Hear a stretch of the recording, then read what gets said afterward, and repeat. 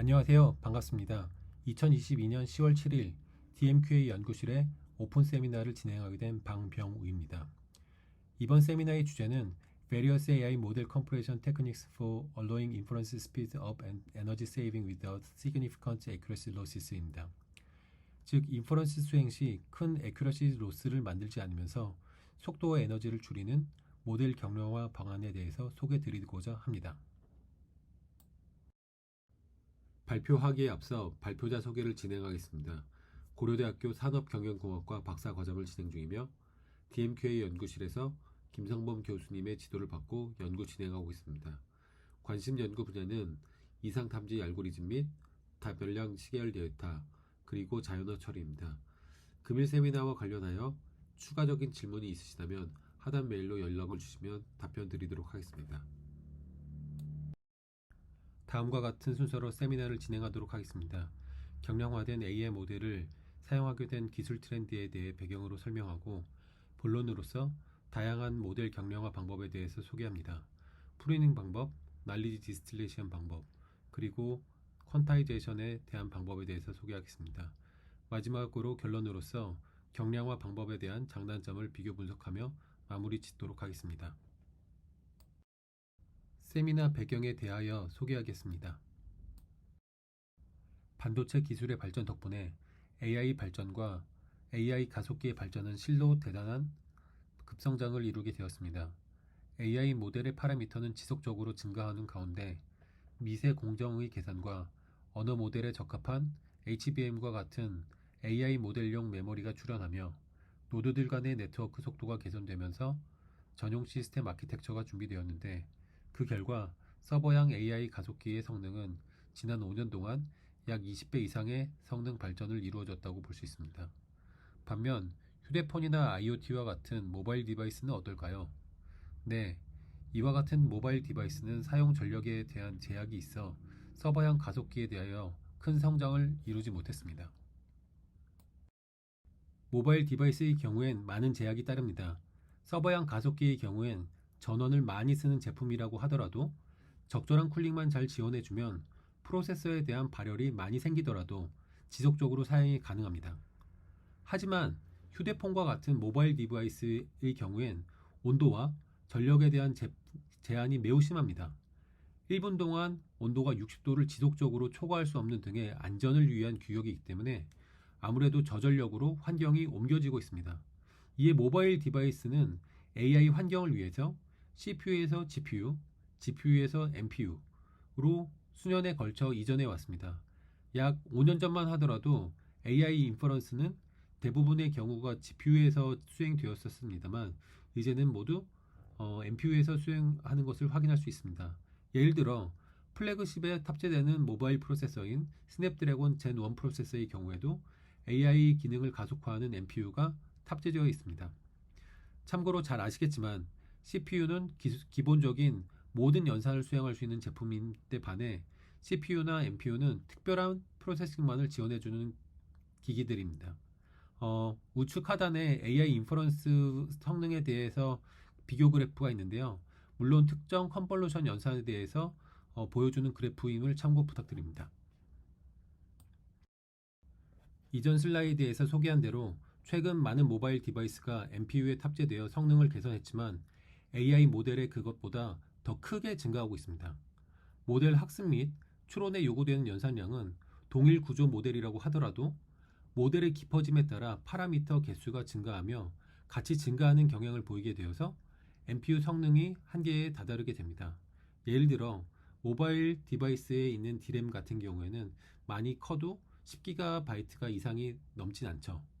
그런 것이기 때문에 그 디바이스 안에 들어가는 모델 사이즈는 아무리 커도 사용자가 사용하고 있는 메모리 사이즈에 덧붙여서 10GB 이상이 넘어갈 수 없는 것입니다. 뿐만 아니라 모바일 디바이스에서 AI 응용이 증가함에 따라 멀티 프로세싱이 요구가 되는 경우도 있는데요. 이러한 제약사항을 어떻게 개선할 수 있을 것인가요? 바로 모델 경량화가 그것을 해결해 줄 수 있을 것입니다. 모델 경량화는 앞서 말씀드린 것처럼 현 모바일 디바이스에 필수적입니다.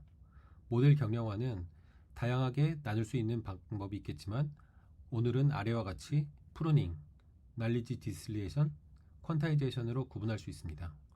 각 기법은 트레이닝 때에 진행하는 것도 있고 트레이닝이 완료된 이후 진행하는 것들도 있습니다. 어떤 것들은 함께 같이 진행할 수도 있는 것이 있기도 하지요. 각 주요 기술 방법들에 대해서 하나씩 알아보도록 하겠습니다. 프루닝 방법에 대해서 소개하도록 하겠습니다. 사람이 태어나면 생후부터 지속적으로 뇌세포가 성장합니다. 한 개의 뉴런에는 수만에서 수십만 개의 시냅스들로 연결이 되어 있는데요.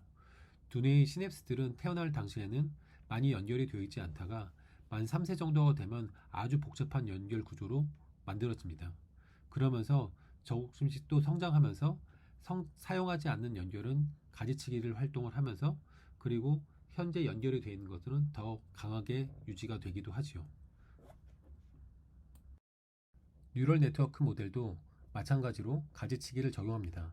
즉 송환 교수가 2015년 Learning Both Weights and Connections for Efficient Neural Networks를 통해 발표한 내용으로 시작하게 된 이 가지치기 기법은 모델의 모든 파라미터들이 추론에 동일한 영향을 미치는 것이 아니다 라는 관철에서 출발하여 추론에 있어 큰 영향을 미치지 못하는 뉴런들과 이들을 연결을 제거하는 방식으로 모든 파라미터들을 조금씩 줄여가면서 반복 학습하며 파라미터들이 상당 부분 제거된 뉴럴 네트워크를 얻는 방법입니다.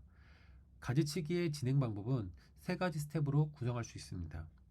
첫 번째는 연결 방식에 대해서 트레이닝을 합니다. 두 번째로는 특정 임계점, 예를 들어 0.01이나 0.001호 그 정도의 수치를 설정하고 이보다 낮은 값에 나오는 뉴런들은 이들의 연결들을 계층 단위로 모두 제거를 합니다.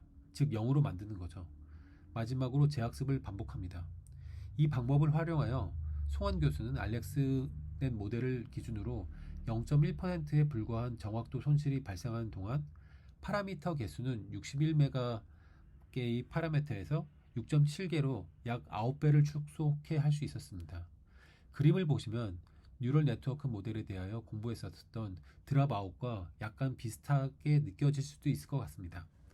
하지만 드랍아웃은 뉴런을 랜덤으로 껐다가 다시 켜는 과정을 반복하면서 인퍼런스 때에는 다시 그 모든 뉴런을 켜고 수행합니다만 프루닝은 학습 때 의미가 없다고 여겨지는 0 주위의 정보를 모두 잘라내고서 아예 모두 제거를 해버린다는 것에 대한 큰 차이점이 있습니다. 이것에 더 나아가 하울이나 이웨이 하와 같은 경우 송한이 제안한 방법에 추가적인 아이디어를 제시하였습니다.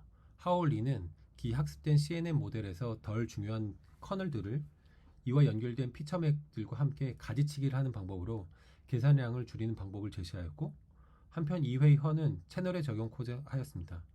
첫 번째 방법을 통해서 MK 필터를 가지치기 하였을 때 각 계층별로 출력 채널분의 M만큼의 계산량을 줄일 수 있었고 한편 채널 프로닝 기법을 사용한 경우에는 레지넷의 50의 모델의 정확도는 오히려 0.6%가 개선되면서 102.5MB의 기존 모델 크기를 6.7MB로 약 15배 정도 경량화할 수 있었음을 확인했습니다. 이렇게 가지치기는 큰 노력을 하지 않고서도 개선할 수 있는 장점이 있는데요. 가지치기 기법은 단점 또한 있습니다. 약간의 정보 손실이 발생할 수도 있고 한편 계속 가지치기를 하면서 클러스터링 연산을 계속하면은 이러한 연산으로 인해서 소요되는 시간이 상대적으로 많다는 단점이 있습니다. 지금 이렇게 말씀드렸던 대부분의 내용은 파이토치의 프레임워크에서 API로 활용하실 수 있으니까 참고 부탁드립니다. 날리지 디스틸레이션, 지식 증류에 대해서 소개하도록 하겠습니다. 날리지 디스틸레이션, 즉 지식 증류 기법은 기학습된 여러 가지 모델을 가지고 모델 앙상블하여 이를 보다 작은 모델로서 학습시키기 위해 고안된 기법으로 티처 스튜던트 모델이라고 부릅니다. 즉 기학습된 모델들을 티처 모델이라고 하고 지식 증류 기법을 적용하여 얻은 작은 모델을 스튜던트 모델이라고 합니다. 지식 증류 기법은 2014년 제어프리 힌튼에 의해 처음 제시된 이후 지금까지도 모델 경량화 연구에 많이 이용이 되고 있는데요. 초기 개발 의도는 모델 앙상블과 같은 복잡한 모델을 다량의 유저에게 배포하기 위한 것이 너무 힘들어서 한 가지의 모델로서 동일한 효과를 갖는 용도로 만들기 위해서 모델이 고안되었습니다. 현재는 이 지식 증류 기법을 사용해서 기학습된 모델들을 인베디드 기기의 자원 제한을 고려하여 보다 적은 수의 파라미터를 갖는 그런 스튜던트 모델을 구함으로써 저장 공간 및 그리고 실행 메모리 사용량을 줄이고 있습니다. 난리 디스틸레이션 방법을 사용하기 위해서는 당연히 티처 모델이 준비되겠죠. 우측 이미지에서 각 모델의 신경망의 마지막에 위치한 소프트 맥스 레이어가 각 확률 값을 뱉어내게 되는데요. 이러한 수치가 소프트 맥스에 의해 너무 작아져서 모델에 반영되기 쉽지 않을 수가 있습니다. 힌트는 이러한 출력 값의 분포를 좀 더 소프트하게 만들고자 소프트 아웃풋을 만들었는데 이것을 다크 날리지라고 합니다.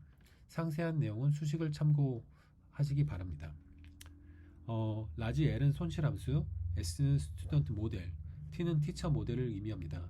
또한 X, Y는 하나의 이미지와 그 레이블, 세타는 모델의 학습 파라미터, 타우는 템퍼러처를 의미합니다. 그리고 기존 이미지 분류에서 사용하는 크로스 엔트로피 로스와 디스틸레이션 로스, LKD로 구성되어 있습니다. LKD는 잘 학습된 티처 모델의 소프트 레이블즈와 스튜던트 모델의 소프트 프레시전즈를 비교하여 손실 함수를 구성합니다. 이때 온도 타워는 동일하게 설정하고 크로스 엔트로피 로스를 사용합니다. 퀀타이제이션 방법에 대하여 소개하도록 하겠습니다. 퀀타이제이션 기술은 한글로 양자화로 번역되어집니다. 본래 음성과 같은 아날로그 신호를 디지털 신호로 변환되는 데 사용되었던 용어였었는데 AI에서는 모델을 경량화한다 라는 의미로 해석이 됩니다. 좌측에 보이는 것은 엔비디아의 사이 A100 AI 가속기인데요. 수천 개로 구성된 스트리밍 멀티프로세서 중 하나의 단면입니다. 내부에 보시면 확인되다시피 FP64나 FP32가 차지하는 블락의 크기가 매우 큽니다. 한편 인티저를 처리하는 하드웨어는 매우 작은데요. 보이는 것보다 훨씬 작은 것을 확인할 수 있습니다. 해당 GPU의 사용서를 보면은 우측 상단에 보이는 것과 같이 FP32 대비 인트 8로 연산했을 때 성능이 32배가 개선되는 것을 확인할 수 있습니다. 이러한 사유는 우측 하단에 보이는 것과 같이 FP32와 인트 8의 지수와 가수의 비율에 대한 차이임을 확인할 수 있습니다. 퀀타이제이션에 대해서 조금 더 자세히 설명드리도록 하겠습니다. 플로팅 포인트와 사인드 인트 8비트에 대한 그래프가 여기 보이는데요. 플로팅 포인트에서 표기할 수 있는 데이터 숫자들은 굉장히 촘촘하겠죠. 아마 여기 위에 있는 그래프와 마찬가지일 겁니다. 인티저 8비트는 255개에 불과한데요. 여기에 있는 데이터들을 인티저 8비트 255개에 있는 데이터로 모두 다 표현하려고 합니다. 여러 가지 스킬이 필요할 수 있겠지만 한번 해보려고 한다라고 하면은 최대한 효과적으로 그 매트릭스에 대해서 보여줘야 될 것 같은데요. 어떤 방법이 있을까요? 첫 번째로 최저값과 최대값이 어느 정도에 분포하는지 확인을 해야 될 것입니다. 예를 들어서 여기에 있는 최저값 그리고 최대값을 보고 이 최대값을 본 다음에 이거에 대해서 바로 마이너스를 취해서 그러니까 절대값 취해가지고 0을 기반으로 해서 그 최저값과 최대값을 만든 다음에 요 기반에서 요 숫자를 255로 하나씩 나누는 방법이 있겠죠. 그리고 너무 여기까지는 분포가 촘촘한데 여기에서 갑자기 생뚱맞게 너무 큰 값이 있다라고 하면은 얘 같은 경우에는 그냥 모두 다 최대값인 127로 매핑을 해버리는 것이기도 방법이 있을 수 있겠습니다. 이렇게 얘기하는 거를 클램핑이라고 하고요. 그리고 중간중간에 보면은 뭐 127과 126 사이 그리고 2와 3 사이 1 사이에 중간중간에 정확히 매핑이 안 되는 걸 수도 있을 텐데요. 이런 것들을 라운딩이라고 합니다. 우측에 있는 그래프를 통해서 조금 더 자세히 말씀드리도록 하겠습니다. FP32에 있는 매트릭스에서 3x3 커널이 있다고 생각해 보시죠. 여기에서 제일 작은 값이 뭘까요? 네, 마이너스 4.75입니다. 제일 큰 값은 4.67입니다. 그러면 요 수치가 어떻게 255로 그리고 마이너스 4.75가 1로 매핑이 되는지 한번 보실까요? 네, 상세한 내용보다도 가장 중요한 내용만 보시면은 마이너스 4.75에서 4.67 그러니까 최대값에서 최소값을 빼버리는 거죠. 그러면은 이거에 대한 값이 9.42가 나오는데요. 9.42를 255씩으로 다 나눠버립니다. 그러니까 약 255에서 하나의 의미는 0.037이 되겠죠. 그리고 이 0.037을 기반으로 했을 때 요 식을 따져 보면은 129가 FP에서 0이라는 것을 확인할 수 있습니다. 즉 마이너스 3.57은 여기에서 0.037분의 마이너스 3.57하고 129를 하면은 33이 되는데요. 요 33이 마이너스 3.57이 변환된 결과임을 확인할 수 있습니다. 즉 지금 제가 말씀드린 방법은 어시미트릭 방법, 비대칭 방법으로서 지금 쓴 것이고요. 시미트릭 방법 같은 경우에는 만약에 여기 있는 최대값이 마이너스 4.75였다 라고 하면은 반대편도 무조건 4.75이다 라고 바꾸게 되게 됩니다. 시미트릭 방법은 계산하는 게 하나 더 적게 들어가기 때문에 연산은 빠를 수 있지만 애큐러시는 살짝 좀 떨어질 수 있을 것입니다. 이런 식으로 퀀타이제이션을 32비트에서 8비트로 플로팅 포인트 32비트에서 인티저 8비트로 줄이게 되면은 메모리 밴드위스를 크게 줄일 수 있고 리소스를 적게 사용할 수 있어서 결국에 에너지를 크게 절감할 수 있습니다. 말씀드렸다시피 이러한 수치들로 인해 가지고 라운딩 되는 것들로 인해서 정확도의 손실로 이어지는 문제가 발생할 수도 있습니다. 방금 전까지 퀀타이제이션에 대해서 소개를 해드렸었는데요. 퀀타이제이션 방법은 크게 포스트 트레이닝 퀀타이제이션, 즉 트레이닝이 끝난 다음에 모델에 대해서 단순히 돌리기만 해서 만들 수 있는 퀀타이제이션 기법이 있고요. 하나는 퀀타이제이션 어웨어 트레이닝이라는 방법이 있습니다. 즉 트레이닝을 하면서 퀀타이제이션을 진행을 하는 겁니다. 지금 기존과 같은 경우에는 퀀타이제이션을 하기 전에는 저희가 파라미터가 텐서로 바로 이동을 하게 되는데요. 이제 모든 내용이 이때는 모두 다 FP32로 계산이 되어 있었을 것입니다. 하지만 이거에 대해서 조금 더 효과적으로 사용하기 위해서 파라미터들을 FP32에서 인티저 8로 바꾸는 것이지요. 이것을 보면은 굉장히 단순하고 직관적입니다. 그리고 여기에서는 굉장히 큰 매력이 있는데요. 파라미터가 사이즈가 큰 대형 모델에 대해서 정확도의 하락이 의외로 적습니다. 하지만 파라미터가 반대로 파라미터 사이즈가 작은 소형 모델에 대해서는 정확도 하락이 큽니다. 퀀타이제이션 어웨어 트레이닝에 대해서 말씀드리도록 하겠습니다. 포스트 퀀타이제이션 기법은 모델에 따라서 성능 편차가 발생 가능하다고 말씀드렸었는데요. 이러한 것들, 어큐러시 로스를 최소화하고자 트레이닝을 진행하면서 퀀타이제이션을 함께 수행하는 기법도 생겼습니다. 퀀타이제이션 어웨어 트레이닝에 대한 기법은 매우 간단한데요. 플로팅 포인트 모델에서 퀀타이즈가 된 정수 모델로 변환하는 동안에 페이크 퀀타이제이션 모델, 즉 퀀타이제이션 및 디퀀타이제이션 모듈을 배치해서 인티저 퀀타이제이션에 의해 가져오는 클램핑과 그리고 반올림 된 효과를 스케일, 웨이트, 액티베이션에 대해서 계속 모니터링하면서 시뮬레이션을 해보는 겁니다. 그러면서 최적 포인트를 찾는 거죠.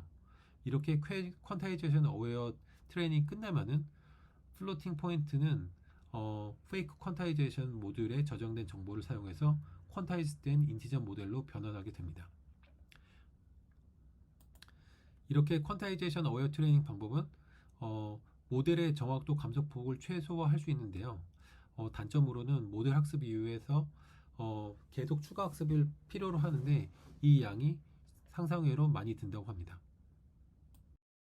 지금까지 퀀타이제이션의 방법 중에 두 가지를 소개를 드렸습니다. 포스트 트레이닝 퀀타이제이션 그리고 퀀타이제이션 어웨어 트레이닝 방법에 대해서 소개를 시켜드렸는데요. 이것 이외에도 모델 구조를 변경하거나 아니면은 다이나믹 퀀타이제이션과 같은 유명한 방법들이 또 있습니다. 이것 이외에도 지속적으로 많은 연구가 되고 있는데요. 몇 가지를 소개해 보고자 합니다. 첫 번째로 올해 소개가 된 제로 퀀트라고 하는 모델이 있습니다. 어, 기존까지는 뭐 CNN 모델이 거의 대부분이었었는데요. 트랜스포머까지 모델이 확장한 포스트 트레이닝 퀀타이제이션 방법이 또 나왔고요.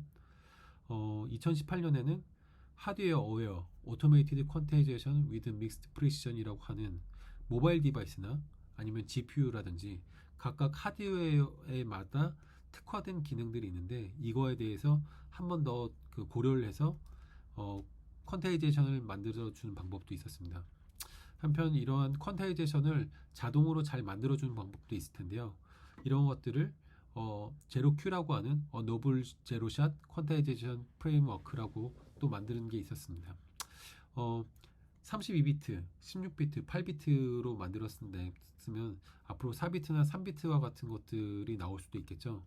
포스트 트레이닝 4비트 퀀타이제이션 오브 컨볼루셔널 네트워크 for rapid deployment라고 하는 이 논문에서는 Analytical Clipping for Integer Quantization 이라고 하는 방법에 대해 소개를 했습니다.